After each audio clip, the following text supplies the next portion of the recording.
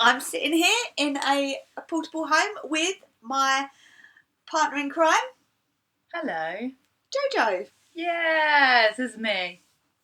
And today we are going to be talking about... You. I know, right? I'm really scared about this. Jojo said, I want to interview you. And I said, there's nothing really that exciting about me. But she seems to think otherwise. So I've no idea what she's going to ask me, what you're going to hear. I'll apologise in advance. Over to you. Good luck, people. No, the reason why I want to interview you, the reason behind it is because I think that some people know you, and there's a lot of people that only know a bit about you. Do you know what I mean? And that's probably safest. It's probably safest. I mean, yeah, probably. But then, we've interviewed a couple of different people now. Why not interview one of the people that actually founded Mud Queens? Okay. Yep, she's raring to go, people, raring to go. Yeah. I love it. Are you scared? Yeah, I don't know what you're going to ask me, so it's like, oh my God. All right, we'll start really easy. Let's start simple. So, what was your first OCR, obstacle course race? Spartan in 2012, I think. Why did you do it? So I was signed up with my friend Nath Turner. We were going to do Warrior Dash. Oh, okay. It was in the UK, and then just before that, we trained for it. We were really excited about it, and then they cancelled. So in the spur of the moment, we just went online. Spartan come up, and it was like, yeah, let's do it. Signed up before thinking about it. Panicked so much about it. Yeah, I know absolutely. That one. You know when, so we watched films, clips of it on YouTube, and it was all the American clips, and it looked insane, and I was like, oh my God, what are we doing? And then you sort of turn up, and it's not as insane as the American, or it wasn't as insane as the American ones. Then, it was a pretty flat course. It was probably a couple of hundred people. Which one was it? Cambridge. Oh, okay. Yeah, we did. Kerry and I did Cambridge, yeah. But they were always at different venues in Cambridge. So is that the one where you went into the tunnel, which was pitch black? I think that was the year after in Cambridge. Oh, it could have been, yeah. And there was no team T-shirts. There was mainly men with no tops on.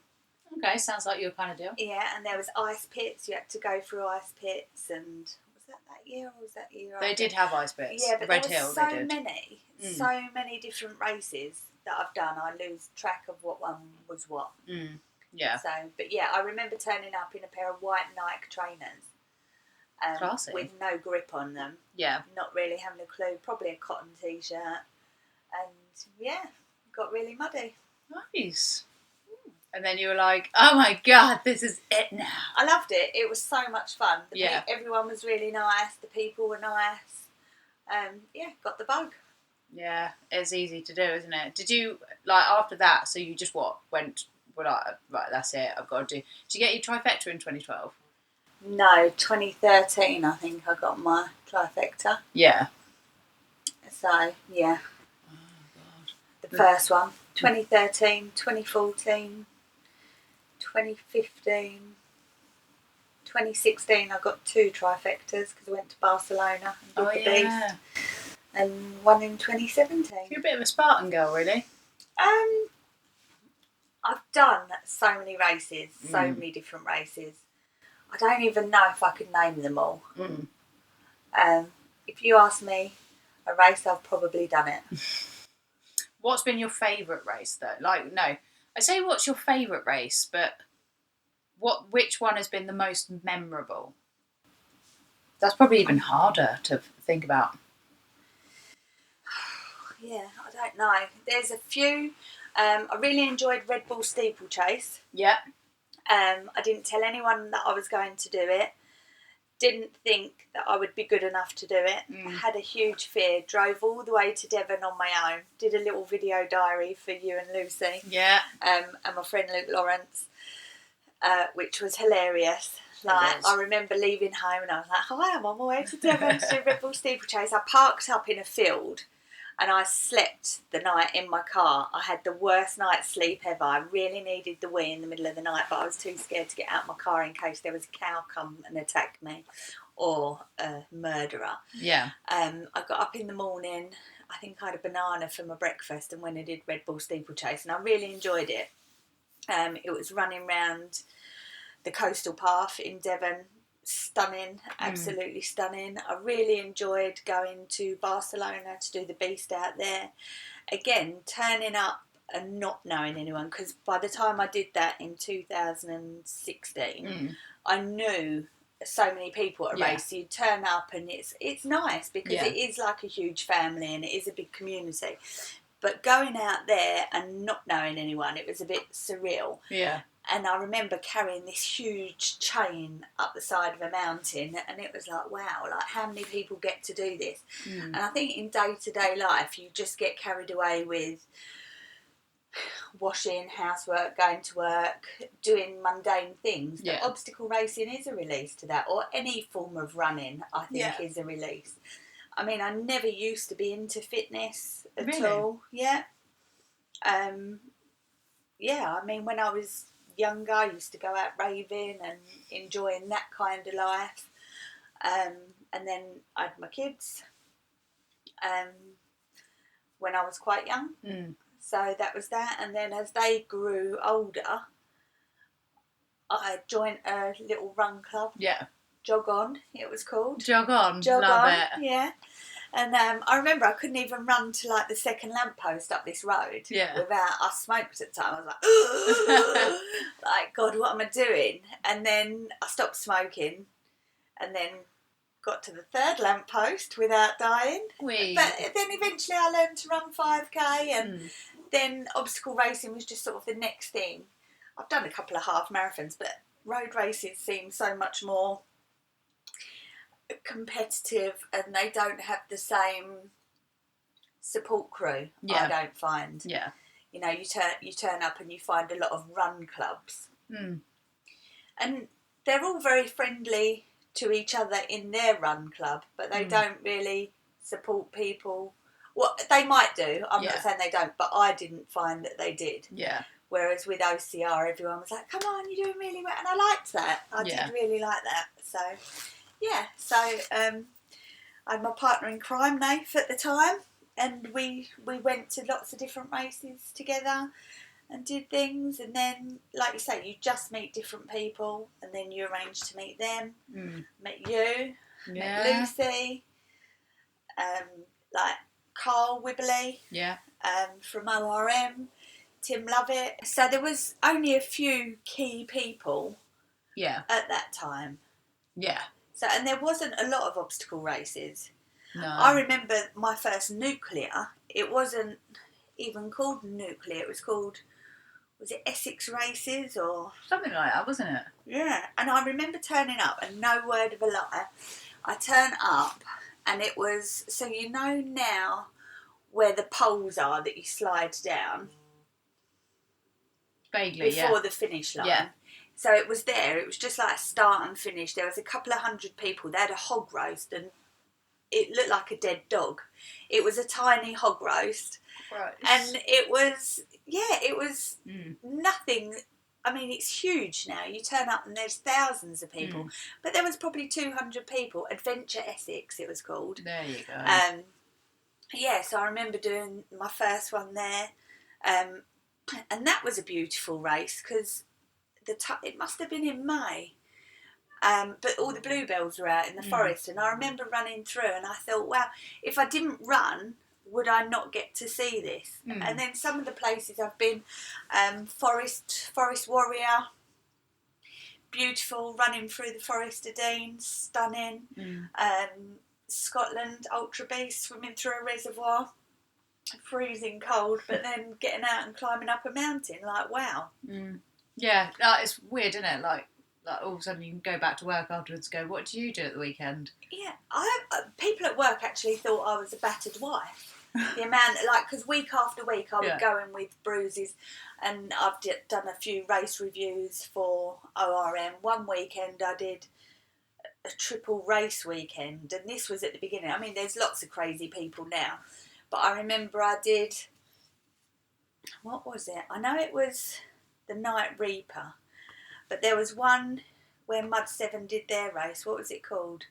That was where I met Mark Turner, and I can't think what it was called. No, it's completely gone. But I did that one, and then I did the Reaper night race, and then drove all the way back to do Back to the Trenches. So I did 3 10k races two on the, like, one Saturday morning or afternoon, one Saturday night, and then one on the Sunday. And at that time, it was really crazy to do 3 races. I mean, since then I've done Monster Race, and then Forest Warrior training, and then a time trial thing, and then Forest Warrior run in 2 days, and then you can do Spartans back to back and things like that. It's quite common now to do more than, but back then it wasn't. And I've never been super fast. I mean, it was easy to qualify for championships and things like that then, because there weren't that many people that did it, so you could be slow and still. But I've never been an elite athlete, or so. I'm more in it for the fun. And I remember my friend Luke last year or the year before, he said, come on, let's go for it. I said, no, I just want to high five the marshals and talk to people. Like, it's not, I'm not fit enough to run fast and talk at the same time. Run fast and talk. Yeah, can't do that. Jog it out and have a chat. Yeah, no, that's true, but okay, so that, like, obstacle racing aside, so there's more to you than obstacle racing, and I think sometimes people don't see it. Like, recently one of the Mud Queens actually ended up on the side of the M25, and as soon as Faye heard about it, she was literally straight in a car with some hot chocolate and a dry robe, and then sat outside with her for like 3 hours waiting for the breakdown people. I don't think it was quite 3 hours. I think she was 20 minutes from my house. It was on a Sunday, and Robin Hood was going to be on the telly, and I thought, I'll sit and watch Robin Hood. And then, like, as you're waiting for it to come on, it sort of flicked up. And I thought, oh, she's not far. So I messaged her, like, are you all right? Have you got a coat? She was like, no, I'm cold, but they'll be here soon. And I was like, well, ring them and see how soon. And I'd only met Shell once before.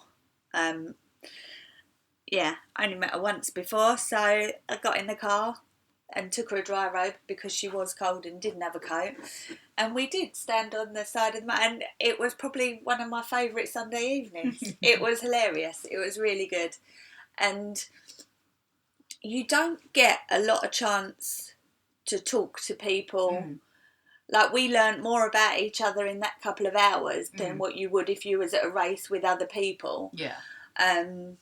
Which was nice. It's why I liked Airfield Anarchy when we all camped there, because you get to talk to people that you don't always. Like, I remember talking to Rowena a lot that weekend. And when you camp at places, you had the Bigfoot Day, didn't you? The camping at Bigfoot. Quite a few years ago.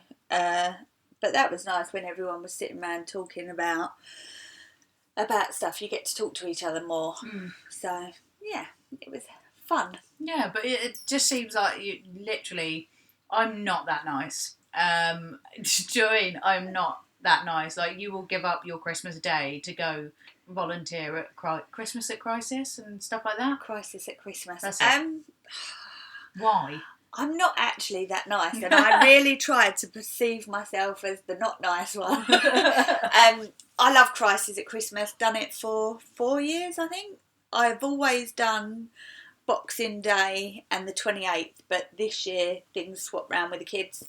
They spent their first Christmas with their dad, and so I went Christmas Day this year. But I didn't want to be... So when the kids... Every year I had the kids Christmas Day, they went to their dad's on Boxing Day. I didn't want to be that spare twat that everyone felt that they needed to invite round because, oh, poor face, she's on her own, and let's invite her, and just go and talk bollocks to people you don't really want to talk bollocks to. So I thought, right, I'm going to do this. And the first year I was petrified, and now I just didn't know what to expect. Yeah. The first year I didn't want to go to a women's only shelter. In fact, I've never done a women's only shelter. I find that hard to deal with. I'm not going to go into that. I've never been attacked by a man, let me tell you.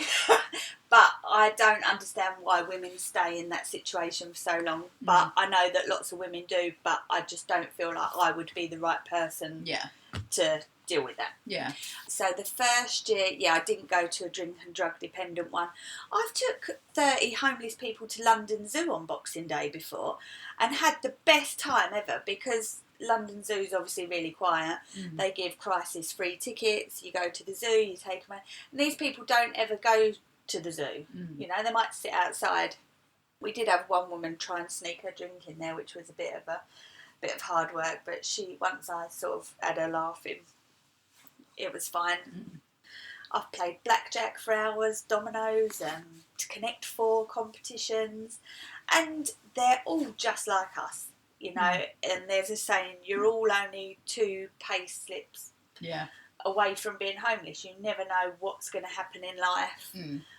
So I've cleaned toilets there, cleaned showers, served Christmas dinners, breakfasts, whatever. Really enjoyed it though. I've helped people get appointments with housing, dentist appointments. Loads of people give up their time for crisis. It's a huge organisation.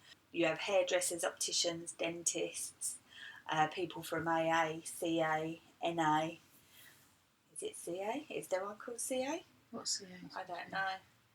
I know NA is narcotics, but I didn't know what that meant either. And they had to explain it to me because I was a bit... but I helped one young lad, really, really nice.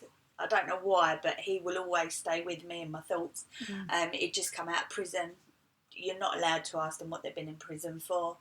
But I helped him do all his CV so that he could get a job. And then an hour later, he saw me sweeping and washing down the stairs, because you have to sanitise everything, just to keep it clean. And they're normally schools that have been taken over that period. And he saw me sweeping the stairs and he was like, let me do that for you. And I was like, no, but they're very, at crisis, they're guests. So you know when you go into the Disney store and it's a bit, be our guest, but our service to the day. I went for an interview at the Disney store once, and that's what they told me it was like to work there. Hence, I did get the job, but I didn't take it because I couldn't be that happy all the time. So they don't have to open a door. Like, there's volunteers that stand there opening doors for them. And they say, like, when you talk to them, they say they don't sleep at night when they're homeless because they're so scared of drunk people pissing on them, nicking their stuff, kicking them for the sake of it, which is why you see a lot of homeless people sleeping during the day. But they get to go to a shelter for 2 weeks or just over 2 weeks. They have hot showers. They all get supplied a goodie bag when they go in with razors and shampoos and Well, no, they're all in the bathroom, but they get like hats and socks and gloves and things. So, it's good, which is why people don't know this, but the vote for the charities, we all picked a different charity this year, and I went, my choice was obviously the homeless period, which won. I was so excited when it won, but it was very fair, wasn't it? We put it to the vote. But I mean, it's bad enough being a woman and having a period, let alone I actually met a woman that was filling her sock with toilet paper in a changing room to put in her knickers. And then she said, what I do is I take the tissue out and just rinse my sock out and then dry it. And I just thought, it's minging, isn't it? You know, like... But they don't even throw the sock away because they can't afford to throw the sock away. So they rinse the sock out, dry it, and use the other one. I think she used the... I don't know, I didn't go into whether she just uses the same pair all the time. But I couldn't imagine being in that situation. Yeah. So, which is why our virtual charity rocks. Yeah, no, it's going to be a really interesting... I mean, it's a low-key charity. It's not like the charities we've done before. No. But I think actually it was kind of... It almost actually felt like the right choice. Yeah. Even though, like, Ginger and I had different ideas about who to go with and stuff, it was the right... It just actually was like, it's the right choice. Yeah. Because it wasn't even something that even crossed my mind until you'd said about it. being a women's only group, we've always sort of tried to focus on sport and motivating and inspiring, but it's very hard to motivate and inspire homeless people because they're stuck in that vicious circle. But just being able to make that one little change to their life gives them hope. Yeah. So. And that's the thing. So, and like, obviously it's kicked off already. It's kicked off on the 5th of March. And so we're already seeing people's pictures of different royal themes. I went out on Monday. I loved it. We had such fun. So there's no pubs near us with a royal theme, and I ran with Lisa on a Monday. Every Monday morning we go out and we have our little catch up, so it's more of a chat than a run, but we really enjoy it. So we drove to Morrison's, so from there we knew where one pub was, the Prince of Orange. So we ran to the Prince of Orange and Lisa said, "Oh, that's it, we'll run back now." I said, "Well, no," I said, there's the Prince Albert's down there. So we went to the Prince Albert. I can imagine the jokes came out about that one. But I never knew. What? I honestly didn't know. You're kidding? No. Is it a Willie?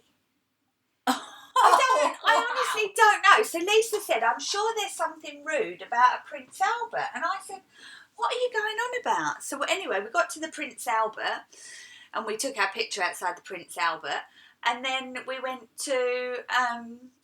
I said, "Oh, the King's Head's just down there." And she went, "F off, Faye, we've got to run back here." I said, "Oh, but we're here now." I said, "Come on." So anyway, we did. We ran to the King's Head, so we got 3 in a go.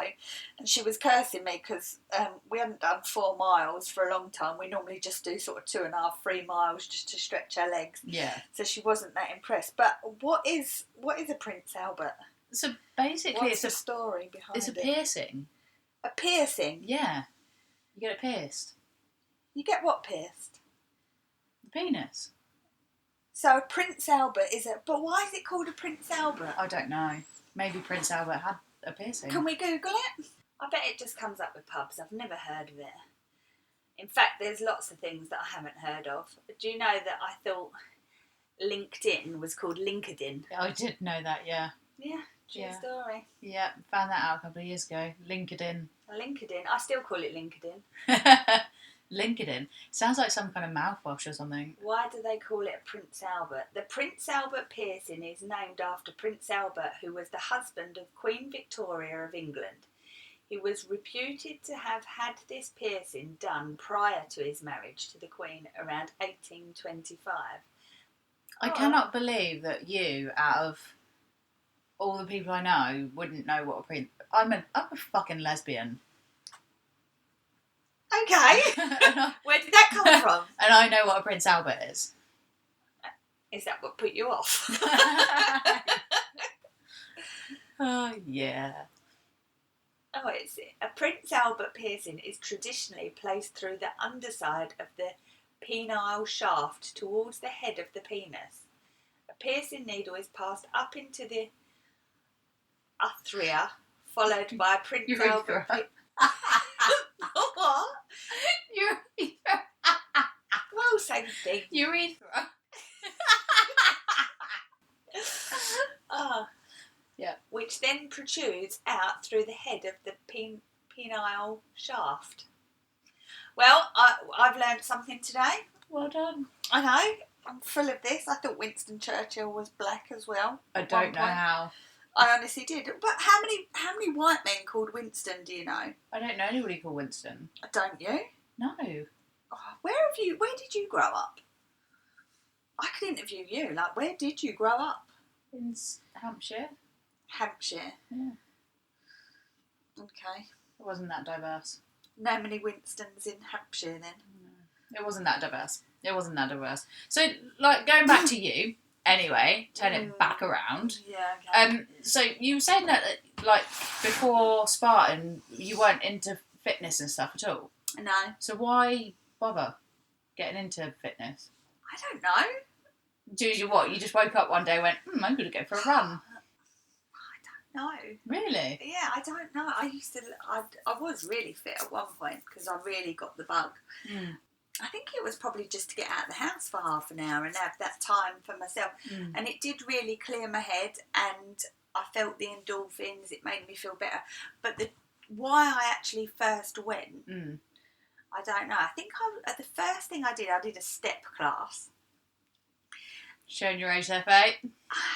Step aerobics is so hard. Like, I am the most uncoordinated person ever. Yeah. But yeah, I used to do step and spin. I used to love spin.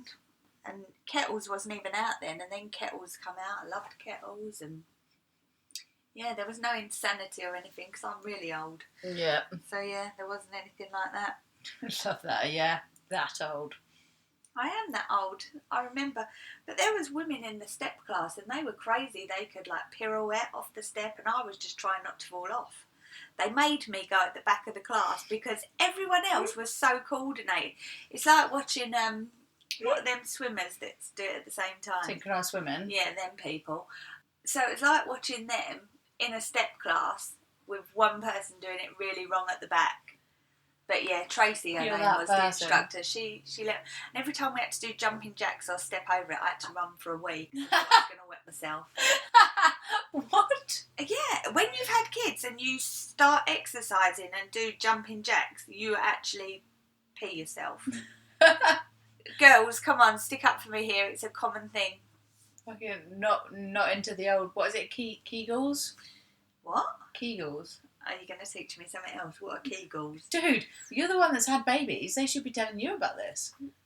Kegels, where you like you contract your inner muscles.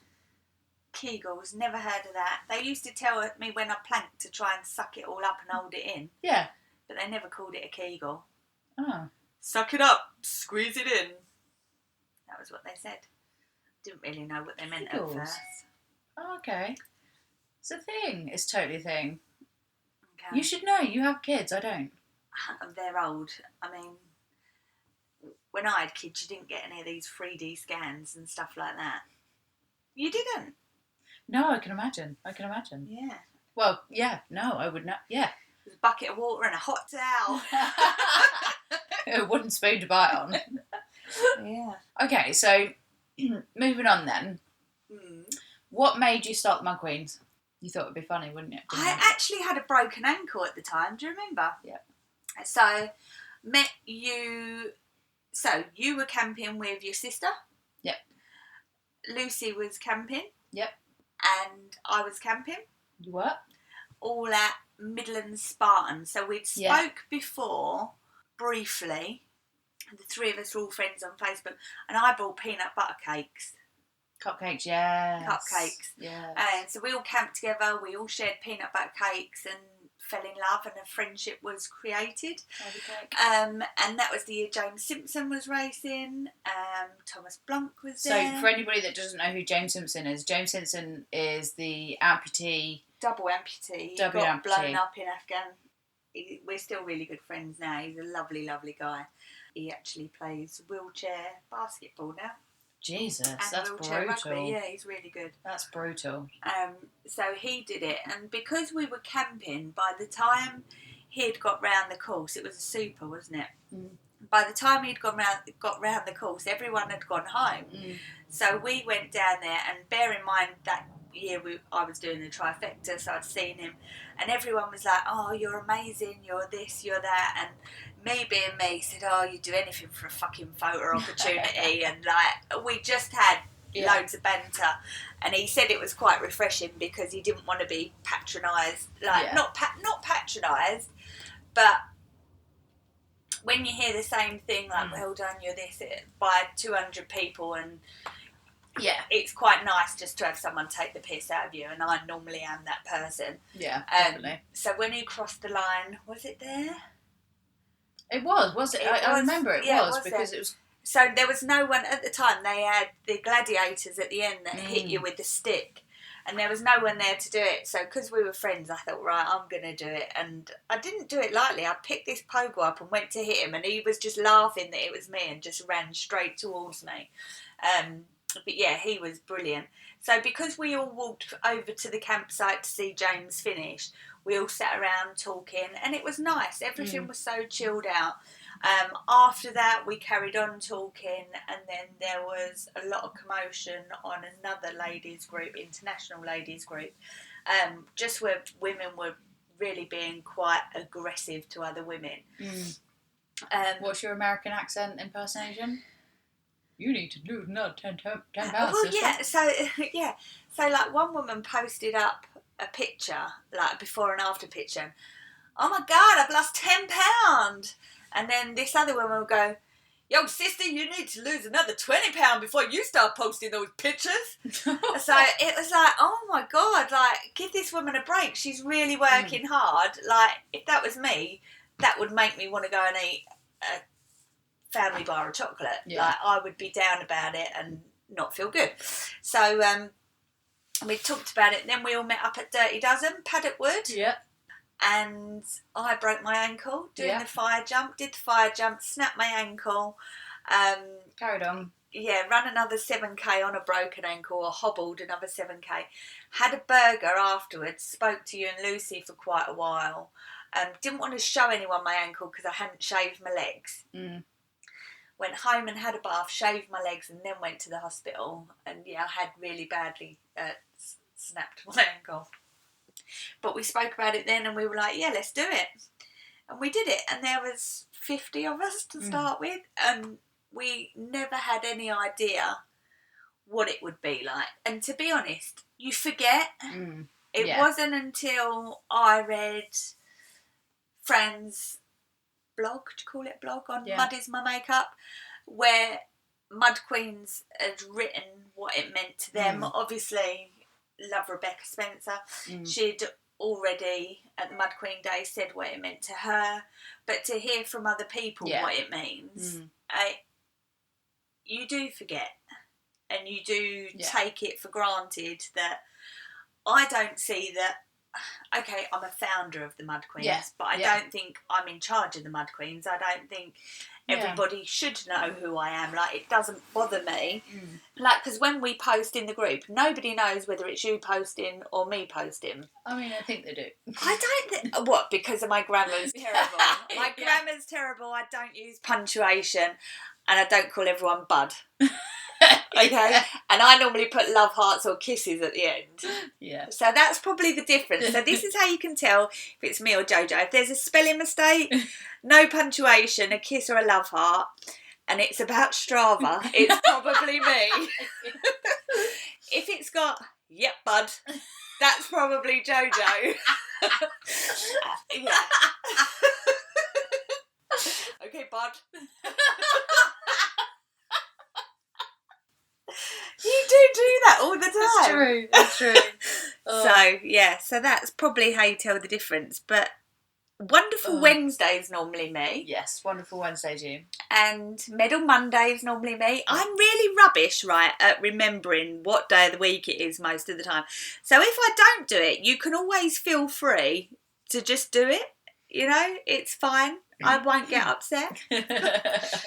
Or I've quite often posted Wonderful Wednesday on a Tuesday or a Thursday. Yep, that has been done. Yeah. So anything that's got a mistake in genuinely comes from me. Anything that's... I don't know, I'm probably the naughty one. Yeah. I've always been the naughty one. It's just your... Like, anybody that's not met Faye yet, or if you see a picture, it's... You'll know straight away that that's Faye and not me, because she'll have the cheekiest grin. I don't come with a filter either, do I? Like, most people think before they say something. I clearly don't. I'm well known for it. I'm not. I've got to a point in my life. I'm obviously the oldest one of us, and I've got to a point in my life where I'm tired of pleasing people and doing things. I like helping people that I want to help, you know, like I like doing things that I do, but I don't want to be told what to do, and I don't want to be told what to think, and so I am outspoken, I am naughty, and I am the mischievous one, and the posh one, because I am clearly the poshest one. Where did that come from? Because you're not posh.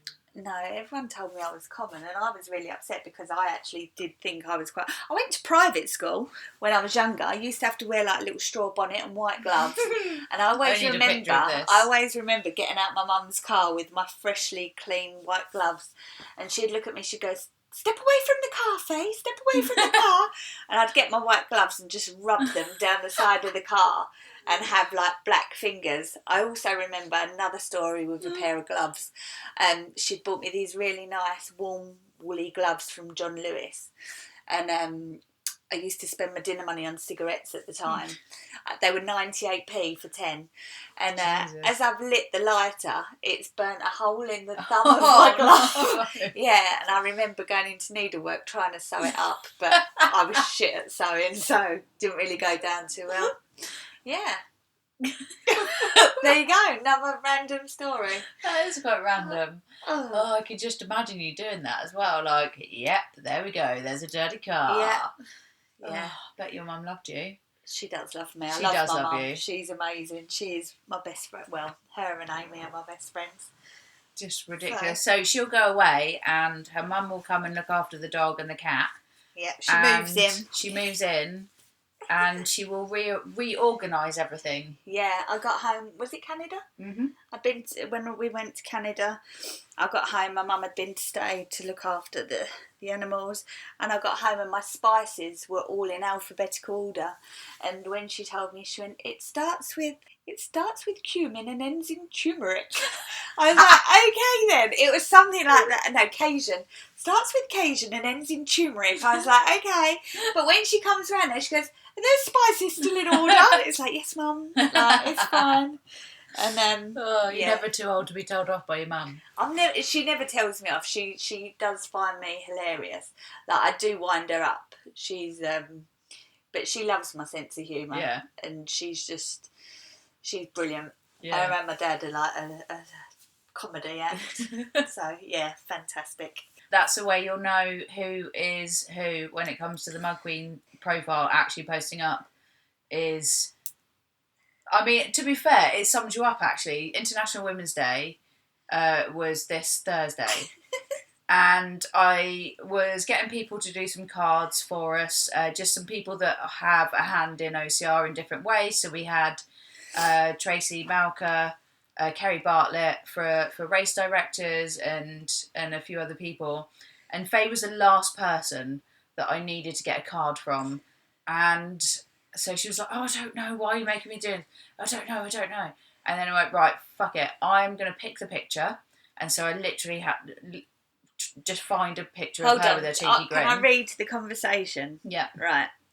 So the conversation went, "Faye, quick, what's your pledge for International Women's Day?" And photo, I put, "What?"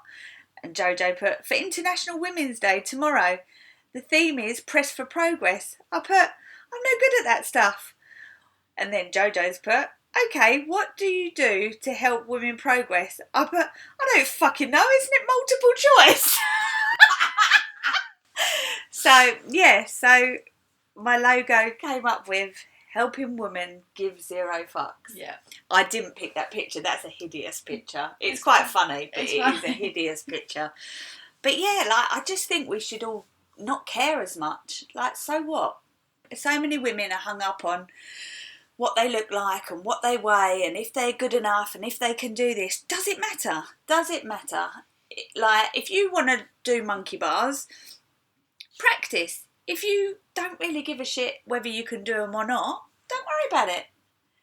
You know, some people are very ambitious and really, like, I remember the first time I did monkey bars, I was so pleased because I'd done something I couldn't do. Like climbing a rope, I couldn't climb a rope for years, but the first time I got up and rung a bell, I felt good about it. But if I go and can't climb up a rope next time, I'm not going to be that bothered because I've still got up, turned up, had a laugh, enjoyed myself. Yeah. So pretty fitting for Faye to kick International Women's Day off for us with to help women give zero fucks. Yeah. I didn't even know what your word meant. I mean, I'm pretty sure everyone knew what mine meant. Yes. I believe yours was pretty simple to understand. Yeah. Yeah, it was impressive. People did like it.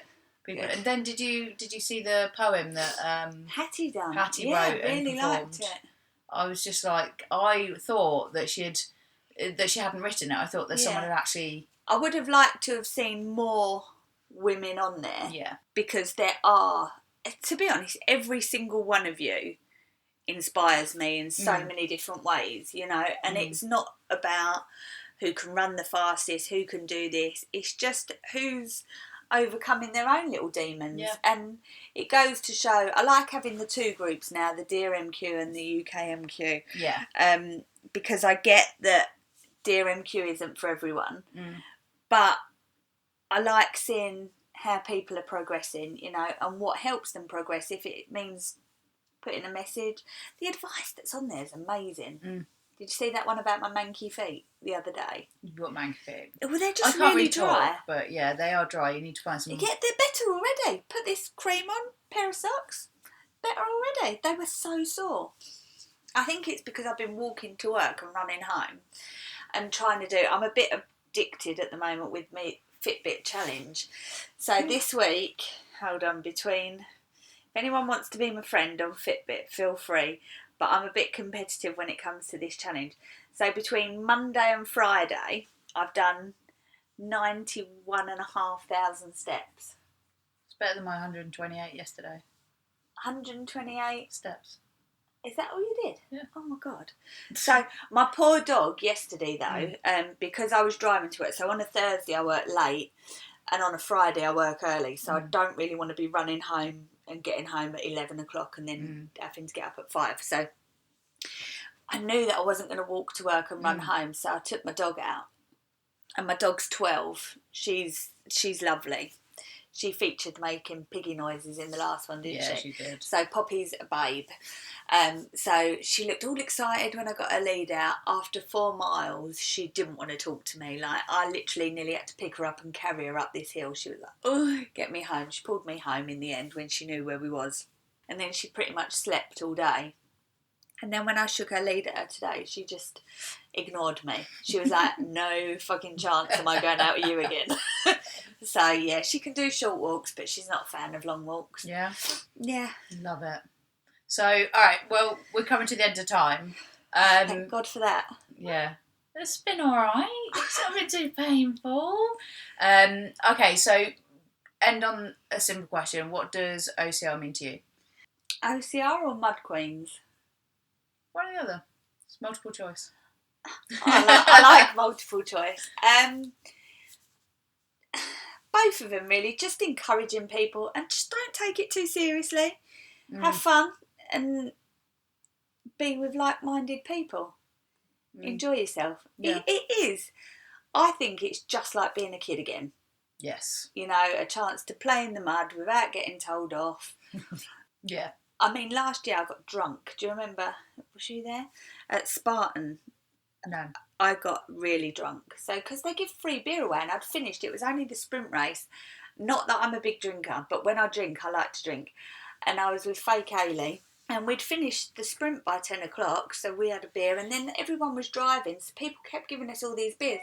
We must have drunk about 10 cans of beer each and got absolutely smashed at a race. So, yeah, just enjoy it and collect everyone's free beers and make the most of it.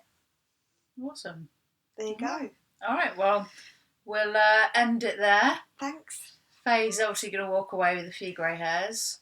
No, I she's feel panicking. right, it wasn't too bad. It wasn't too bad. I do feel I might have waffled, but it's all right. There you go. People can fast forward those bits when you start like, oh, bloody hell, here we go.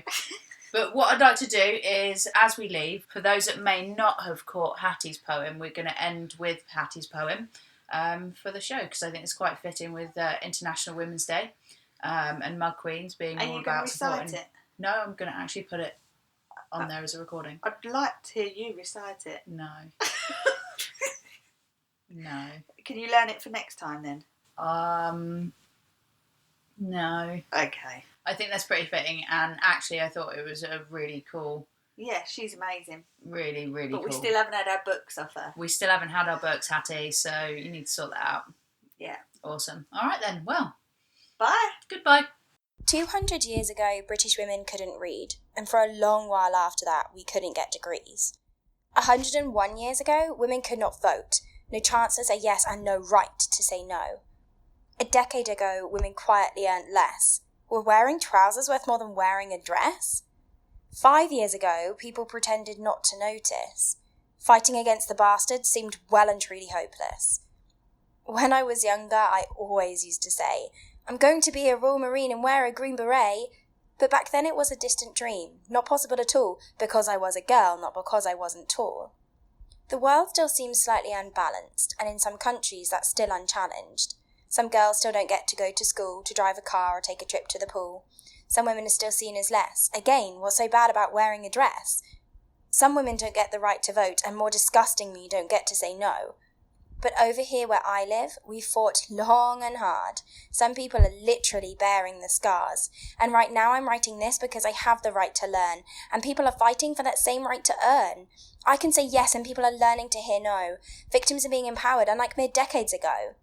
But perhaps the biggest difference, the one that means the most to me, is my chance to earn a green beret and fight for all people to be free. So let's use our words to challenge, our money to donate. Let's use our right to vote to give us a people's state. Let's use the fact we're listened to make more changes still. And because we are a force, we most definitely will. So let's all work together and not give up till it's done. We're fighting for world equality, and we've very nearly won.